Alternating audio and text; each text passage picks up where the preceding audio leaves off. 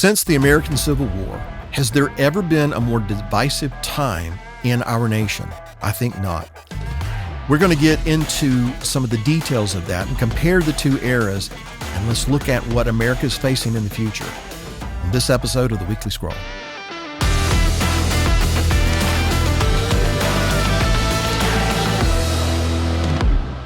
If you enjoy watching this and other great content from Jacob's Tent, download the Jacob's Tent app today. Gain access to the latest videos, teachings, and exclusive content all in one location. Stay connected and up to date with everything happening in the tent with the Jacob's Tent app, available on the App Store, Google Play, or wherever you find your apps. Well, welcome again to the Weekly Scroll. In this episode, I want to start out with talking about some scripture. In the book of Genesis, the Bible recounts the aftermath of Cain's jealous rage that, of course, ended in the murder of his brother, who was called righteous Abel. And so after being forced to wander as a vagabond, Cain eventually found a wife and he began to have children. And as the record continues, it speaks of one of his descendants, a man by the name of Lamech. Now, not to be confused with the other Lamech, who is the father of Noah in the line of Seth. But this particular Lamech, descended from Cain, had a wife named Zillah. And then in Genesis chapter 4, verse 22, it tells us, "And as for Zillah, she bore Tubal-Cain, an instructor of every craftsman in bronze and iron." Now, without getting into this too deeply, Tubal-Cain means to bring forth from Cain, or it might mean Cain's issue. But the implication is that Tubal-Cain was, in some way, the personification of what Cain was to be, at least in the eyes of Cain's family. And so I want you to consider that the original Cain, the brother of Abel, was raised in the same house as Abel, but was motivated not by obedience nor by righteousness, but was motivated by hatred and jealousy.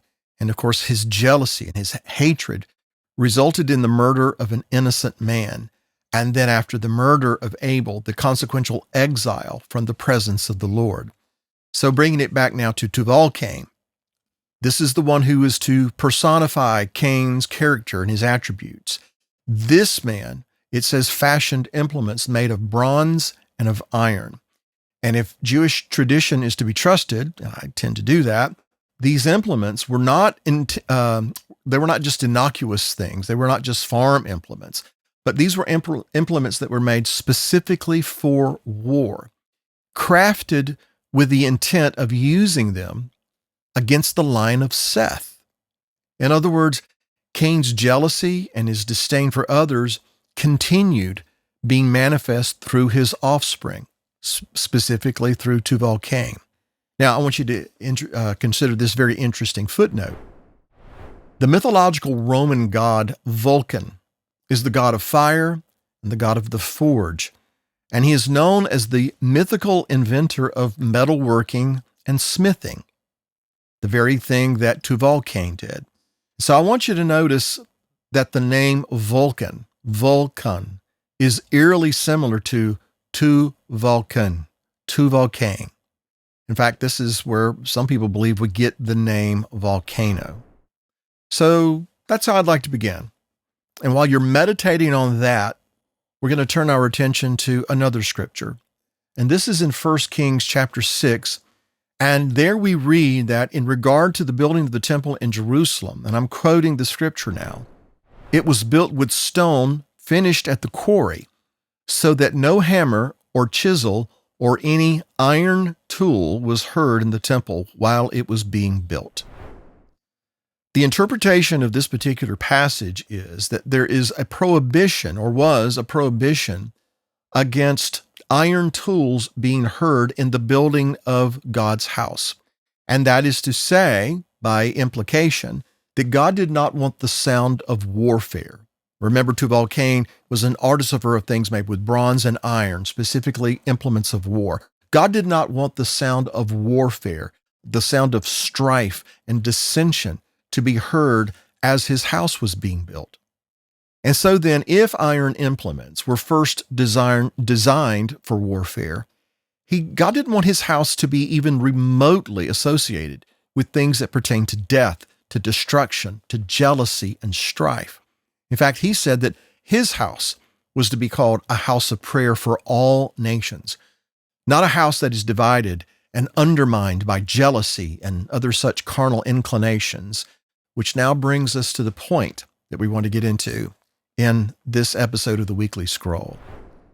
There is a tradition in Judaism that says the reason for the destruction of the Second Temple, the one that Messiah often visited, the one in Jerusalem, the reason it was destroyed and the subsequent captivity of God's people was not so much due to the military might of the Romans, that is the external foe, but it was due to an internal issue, a cancer, as it were, that weakened the people's defense against the Romans.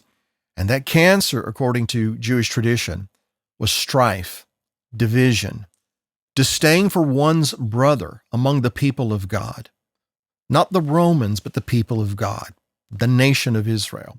And so it is believed, according to rabbinical tradition, that the senseless hatred and incivility toward one's neighbor among the people of Israel exposed their moral frailty for everyone to see, for all the world to see, including the heavily armed and well-trained Romans. So in short, because they failed to love their neighbor as theirself and as was commanded, it weakened their commitment to love God as commanded. And so when this hatred and disdain for one another reached its zenith, as Yeshua prophesied, the Romans showed up at the gates of Jerusalem. And so my point here as we begin, we would do well throughout the world, but I'm going to say specifically to those of us in America, we would do well to take a lesson from history and do something about the internal strife, division, dissension, hatred that is going on in our country before it's too late. And here's what I mean. For the second time in just as many months, a would-be assassin took aim at Donald Trump. Now, this time, the former president was spared any kind of injury. In fact, the suspect didn't even get a shot off at the president.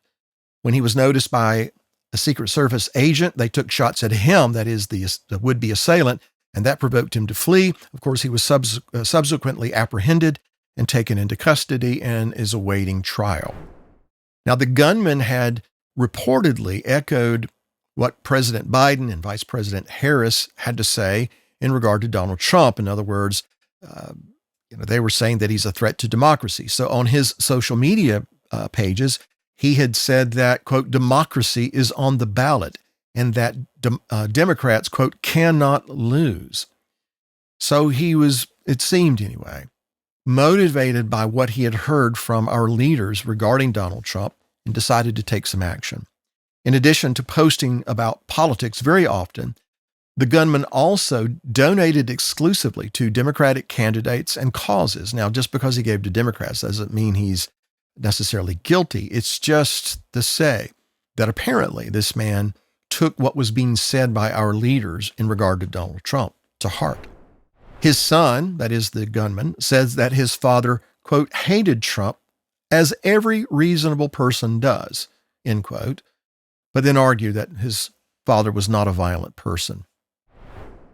I don't think it's an understatement to say that Democrats, not all, but many, have repeatedly blamed Trump for raising the temperature and have accused him of being, quote, a threat to democracy, particularly due to his handling of what happened at January 6th in 2021 at the U.S. Capitol.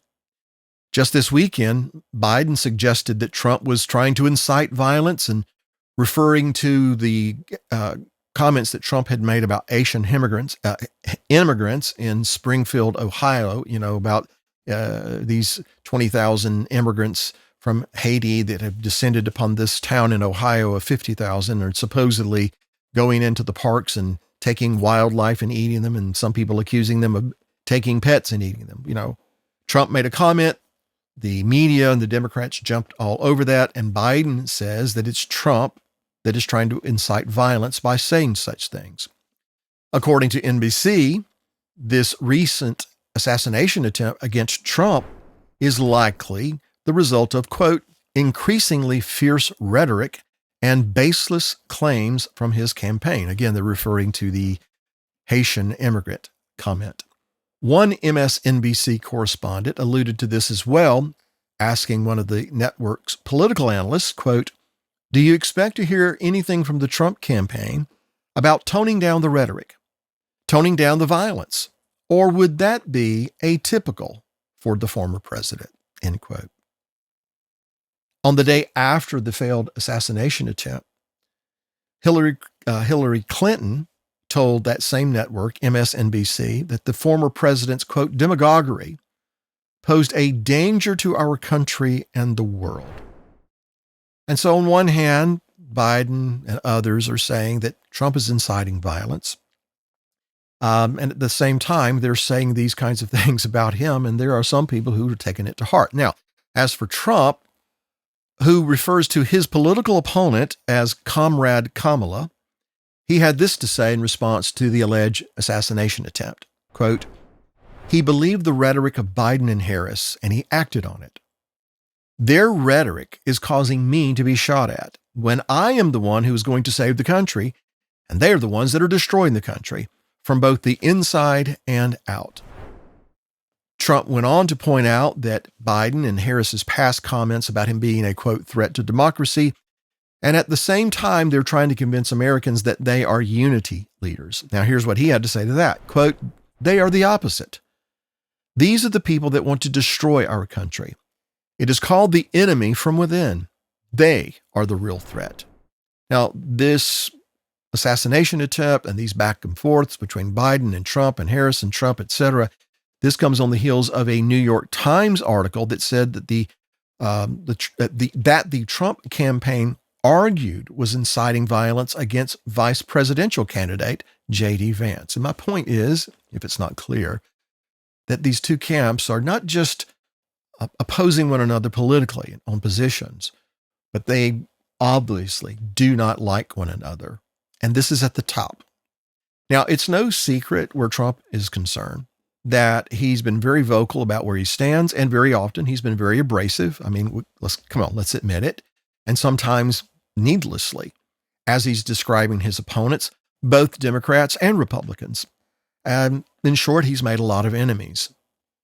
For instance, just recently, former Vice President Dick Cheney, who served as vice president under George Bush, a Republican, conservative so-called, Cheney endorsed Kamala Harris for president. Now, to me, that's astounding. And here's why. Cheney is supposedly a staunch conservative, dyed-in-the-wool Republican. And then he has come out and has endorsed someone who is certainly progressive, I believe is blatantly socialist, if not Marxist in her ideology.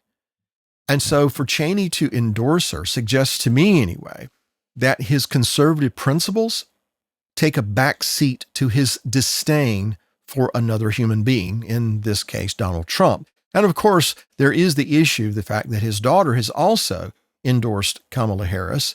And it just so happens that his daughter, who was a Republican, got trounced in the last election cycle, and probably because of her position against Trump being part of the whole impeachment process, etc. Now, in a more extreme example of Trump hatred, a poll was released in July by the University of Chicago that found 10% of Americans support violence against Trump. Now think about that.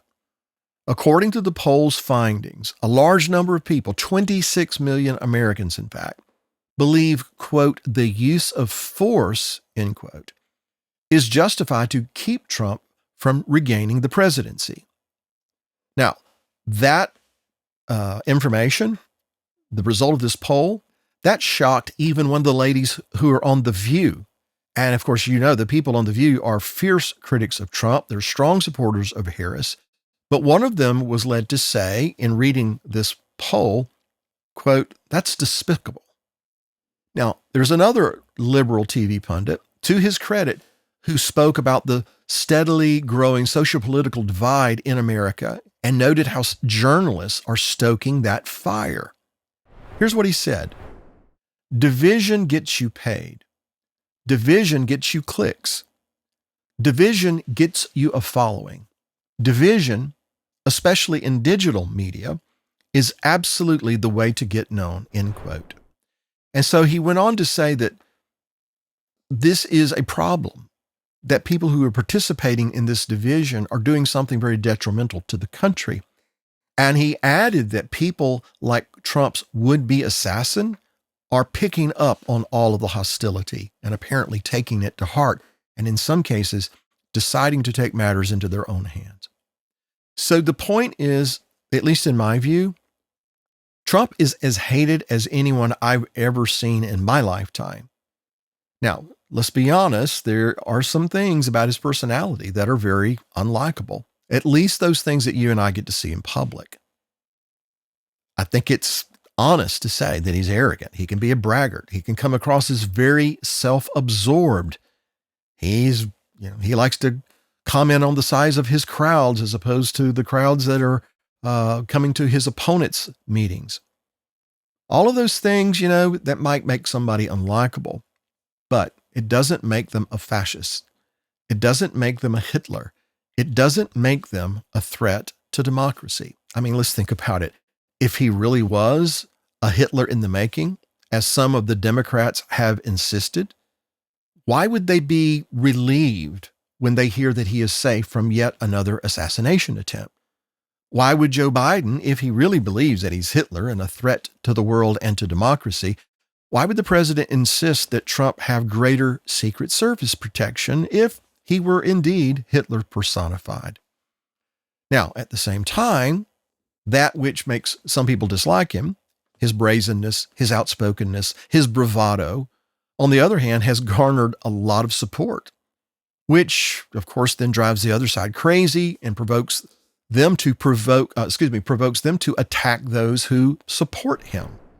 Just a few days ago, the ex-Speaker of the House, Nancy Pelosi, suggested that 30% of conservative voters, and particularly those who support Donald Trump, will never back a Democratic candidate because, according to Pelosi, they are sexist, racist, or homophobic.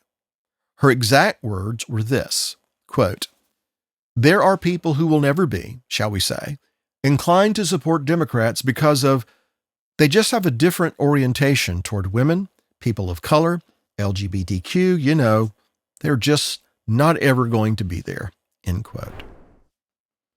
So taking all of this into consideration, I think it's fair to say that when it comes to Trump, people either hate him or they love him. It doesn't seem to me there's a lot of room for in between. And that, ladies and gentlemen, is important for you and I to take note of. Not because of Trump or Biden or Democrats or Republicans. It's just that we should take note of the fact that a person could embody the division that plagues our nation is very startling and it's very telling. You see, because the fact that this one person has become the epicenter of all this hatred and division, and we see what's going on in the nation in this one person and the politics involved, all of this is playing a major role in why, as a nation, we are embroiled in all the other things that are going on, the whole current state of affairs that are affecting America. This supposedly united nation is, in what seems to be anyway, a philosophical deadlock. Now, I don't want anyone to take this and run with it and say that this is a blatant, obvious endorsement of Trump as a politician. It's not intended to do that. Now, I don't mind telling you that I personally would prefer a narcissist who promotes law and order over someone who endorses policies that promote and even celebrates death and lawlessness.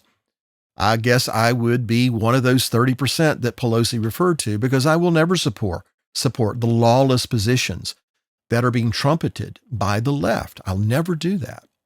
Still, as far as our nation's future is concerned, you and I can only do so much. The matter is ultimately for God to decide. And to that end, I say, may his will be done. So now that we've said that, and that's behind us, I want you to consider this. What if God's purpose for Trump, at this point anyway, or even Harris for that matter, or Biden, is simply to expose the corruptible condition of America's heart In other words, what if everything that is currently unfolding is intended to expose the intense hatred that infects this nation? So that it's out there in the open for everybody to see, so that when the judge of the whole earth does take action, it will be seen as just in the eyes of the discerning observer, as well as the universal witnesses, that is the heavens and the earth, and of course the court of heaven. Now, I firmly believe that that a person's greatest adversary, you, me, all of us, is not the external foe, but it's the person that we see in the mirror every morning. And if it's that way for the individual, I would suggest that it is the same for a nation. Our greatest adversary is not the one without, but it's the one within. And that being said, when a person or a nation is weakened by internal strife, they are far more vulnerable to the external foe. And so if America as a nation continues down the path that we are currently on, it's only a matter of time before our enemies abroad not only take notice, but take action. Senator Lindsey Graham of South Carolina said that very thing just recently. The senator, in fact, painted a very grim picture for the world stage and went on to predict a 9/11 style attack on the United States if current policy under the Biden administration is allowed to continue under a Harris administration. Referring to Iran's continued belligerence in the Middle East, as well as Biden's failure to produce an end to the hostilities between Russia and Ukraine, he said this: "I've never been more worried about a nuclear breakout by Iran than I am right now. I've never been more worried about another 9/11 against America than I am right now. We have a broken border. There are more terrorists in our country than any time I can remember. We're just living on borrowed time here at home." End quote. Short of national repentance and a willingness to abandon some of the blatant positions we seem hell-bent to embrace, those things that are the opposite of what God would have us to do, they are, challenging the authority and sovereignty of God, I'm inclined to agree with the senator, because God will not be mocked. So on that note, I want you to consider this. For the second time within a week, U.S. fighter jets were scrambled to intercept Russian military aircraft flying alarmingly close to Alaska. NORAD, perhaps you've heard of that, it's the North American Aerospace Defense Command, said on this past Friday that it had tracked and intercepted 2 Russian military aircraft operating in the Alaska Air Defense Identification Zone, ADIZ for short. Now, in July of 2024, the Pentagon said that 2 Russian and 2 Chinese military aircraft were detected flying near Alaska in what the U.S. Defense Secretary described as the first joint operation in the region between those allies, Russia and China. This past Tuesday, Moscow said that it had launched massive naval and air drills with China that will involve more than 400 naval vessels, at least 120 military aircraft, and 90,000 troops. The Russian Defense Ministry said that at least 15 countries had been invited to observe the maneuvers. I don't think the United States was on that list. In July of 2023, NORAD said that the Russian aircraft had made at least 4 incursions into airspace close to Alaska since the beginning of 2023. In February of that year, there were 2 intercepts of Russian warplanes in the same region, while in the same month, a Chinese spy balloon, you may recall, was detected near Alaska, and then it makes its way across the United States before being shot down off the coast of South Carolina. And add to all of that, this development. Russian President Vladimir Putin is warning that his country would be, quote, at war with the United States and its allies if they lift restrictions on Ukraine's use of long-range Western weapons. If the U.S. and other Western powers were to make such a move, Putin has vowed to follow up with, quote, appropriate decisions. Now, what are those appropriate decisions? They were not specified in this recent statement, but they might entail some of the other threats that he's made in the recent past, which include arming other nations with the capability to strike at the United States, as well as a threat to use nuclear weapons if Russia feels they're being backed into a corner. When asked about Putin's comments and the possibility of a direct war with Russia, Biden said, quote, "I don't think much about Vladimir Putin," end quote. Perhaps he should. Putin now estimates his army to be at about 1.5 million men, and at the same time, the U.S. military is seeing record-breaking low recruitment numbers. It has been reported that currently the United States has the smallest active duty military force since 1940. 1940. And we all know what happened in 1941. When speaking of the nonsensical logic of the religious leaders of his day, that is, these leaders who believed that Yeshua's authority to cast out demons came from demons, that's the nonsensical part, he proclaimed this eternal truth. Every kingdom divided against itself is brought to desolation, and every city or house divided against itself will not stand. I want you to notice he didn't say a house divided against itself might stand. He said it will not stand. If a kingdom or a house continues in a state of division, it will suffer the consequences. Citing this passage in the Bible, Abraham Lincoln made the same observation about the United States when it faced the great divider of his era, that is, slavery. Addressing the ramifications of the Kansas-Nebraska Act, the subsequent Dred Scott decision by the Supreme Court, and I don't have time to go into details of what those were really about, but I will tell you that these decisions were supposedly to provoke a coexistence between slave states and free states. And the agitation, however, that continued among the states that these rulings were supposed to revolve, Lincoln commented and gave one of his most famous speeches, that is the House Divided speech. And in that speech, he said this: "Under the operation of that policy," referring to the Kansas-Nebraska Act, "that agitation between the free and slave states has not only not ceased, but is constantly augmented. In my opinion, it will not cease until a crisis shall have been reached and passed. A house divided against itself cannot stand. I believe this government cannot endure, permanently half slave and half free. I do not expect the Union to be dissolved. I do not expect the house to fall, but I do expect it will cease to be divided. It will become all one thing or all the other." Now, as it turns out, Lincoln's prophecy was not completely accurate. The Union was dissolved. Thankfully, it was only temporarily. But the cost, however, was the crisis he predicted. 4 years of war and horrific loss of life. But he was right overall. The nation that was half slave and half free ceased to exist in that it was no longer divided by the institution of slavery. But on the other hand, as it turned out, hatred, strife, and a complete lack of consideration for our fellow man that was there in that era has engulfed us again. Some might argue it has never left, but it is reaching a culmination point, I believe.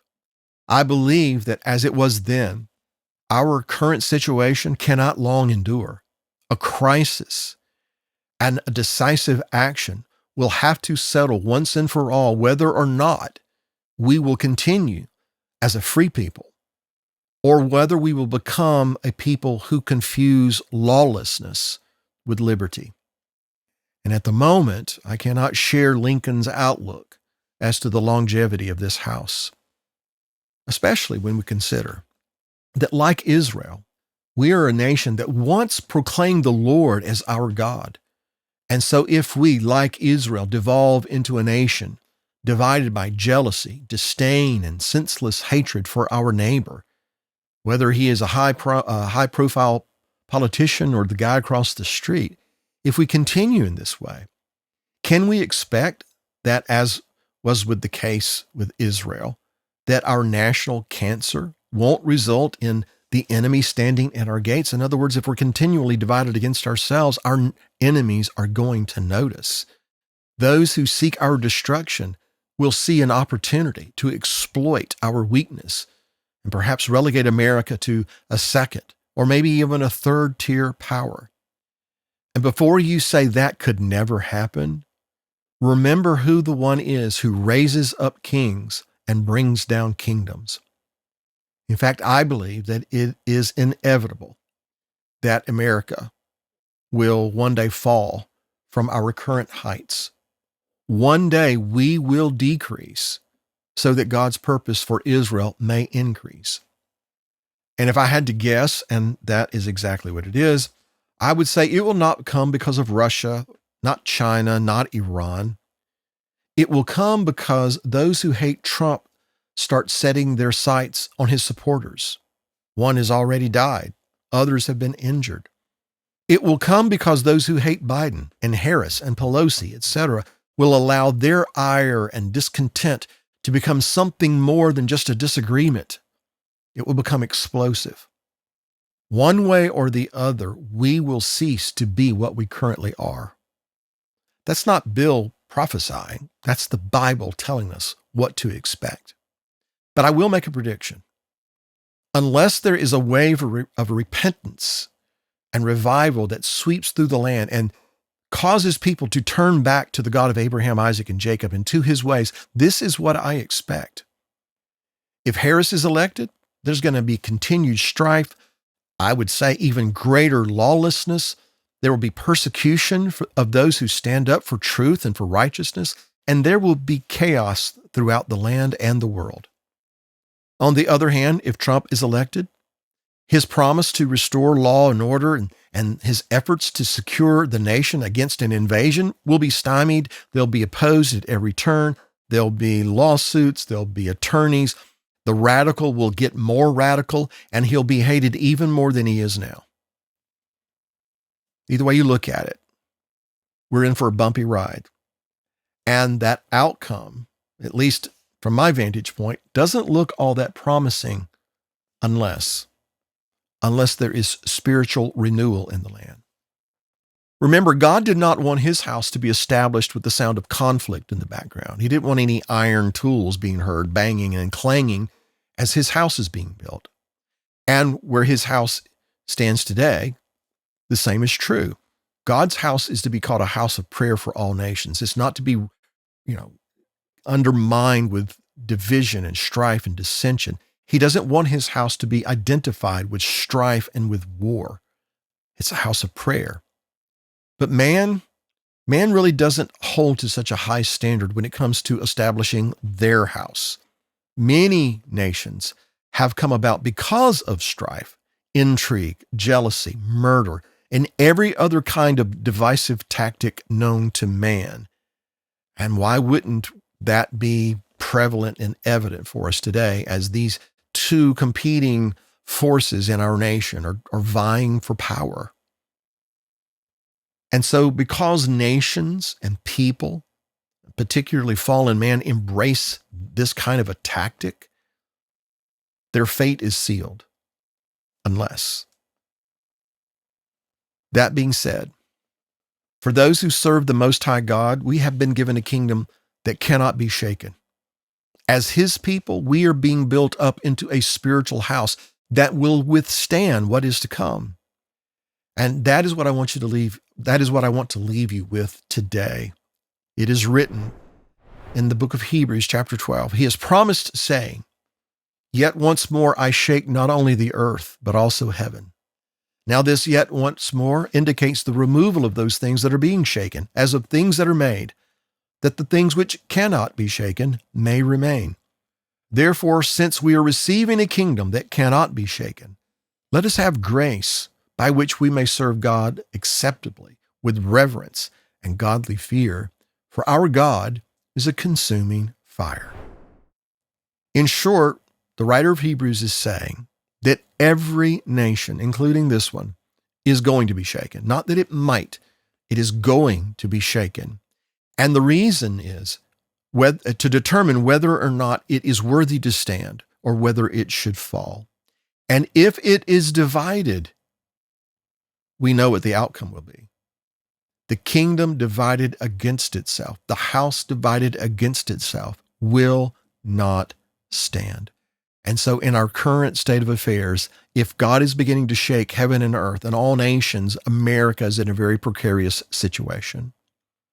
On the other hand, there are some things that will remain once the shaking has concluded. We'll endure all that. We'll still be standing. And one of those things that is mentioned, and it's mentioned in the opening verse of the very next chapter, in Hebrews chapter 13, it says this, "Let brotherly love continue."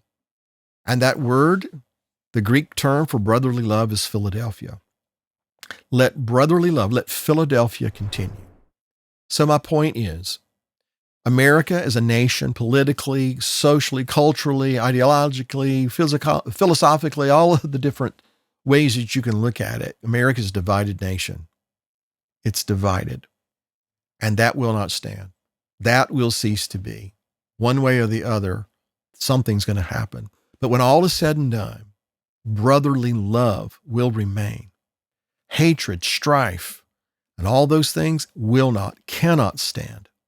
And so you and I need to be those people who are in Philadelphia, so to speak.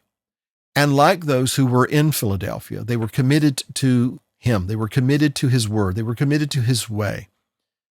So that when everything around them was being shaken, and those things that were needed to be removed were removed, Philadelphia was still standing. Those people who hold fast to love God with all your heart, love your fellow man as yourself, those people will still be standing when everything else has fallen down. Those are the people who will be pillars in the house of our God. And that needs to be you and me. So let's look unto Yeshua, the author and the finisher of our faith, as we finish out our course. And let's make sure that when we come to the end of our existence and our journey here, we will be able to hear him say, "Well done, good and faithful servant," because we stood on solid rock. We stood on what was true, for what was true, in what was true, and we proclaimed that truth.